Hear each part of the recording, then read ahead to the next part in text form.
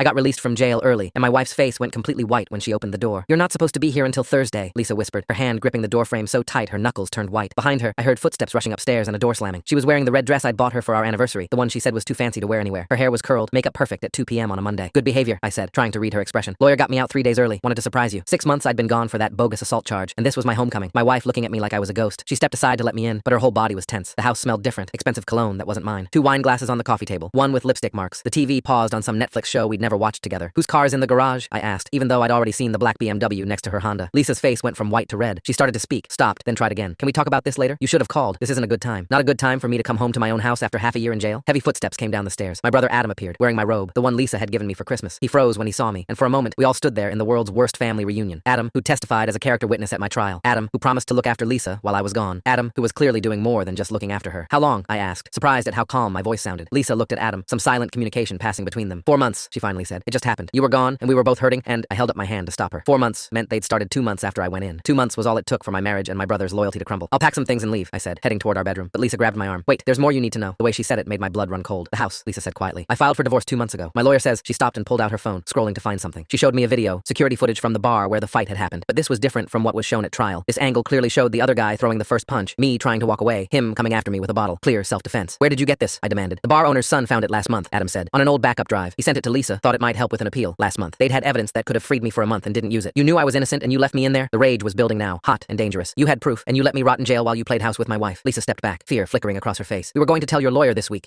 We needed time to figure things out first. If you got out suddenly, it would complicate everything. Complicate. The word tasted bitter. You mean it would complicate your little affair. So you left me in jail, knowing I was innocent, so you could keep sleeping with my brother without complications. Get out, I said quietly. Both of you. Now. Lisa started to protest that it was her house too, but I pulled out my phone. I'm calling my lawyer right now. Withholding exculpatory evidence, letting an innocent man stay in jail for your convenience. Pretty sure that's illegal. Want to stick around and find out? They left within 10 minutes. Lisa throwing clothes in a bag while Adam waited in his BMW. I stood in my empty house that didn't feel like home anymore, holding my phone with my lawyer's number pulled up. The video was still on Lisa's phone, but she'd sent it to me, probably to cover herself legally. My lawyer called back within an hour, his voice excited. The video changed everything. Not only would it clear my record, but withholding it opened up massive civil suits. The bar for not providing it initially, the prosecutor's office for missing it, and potentially Lisa and Adam for sitting on it once they knew. They deliberately left you in prison, he said. That's conspiracy. That's damages. That's jail time for them if we push it. The divorce papers were on the kitchen counter. Lisa had already signed them, had them ready for when I got out Thursday. She'd planned to have me serve the moment I walked out of prison, but my early release had ruined their perfect timeline, their clean transition from my life to Adam's. Good behavior. The irony wasn't lost on me. My good behavior in jail had exposed their bad behavior outside. 3 days later, Lisa's lawyer called, trying to negotiate. Adam and Lisa were scared about potential charges for withholding evidence. They offered me the house, her car, everything if I didn't pursue criminal charges. I told him I'd think about it, but I'd already decided. Sometimes the best revenge isn't taking everything from someone. It's making them live with the constant fear that you might. They'd stolen 6 months of my life, then my family, then chose to steal another month just to make their betrayal more convenient. Now they could spend years wondering when I'd collect on that debt.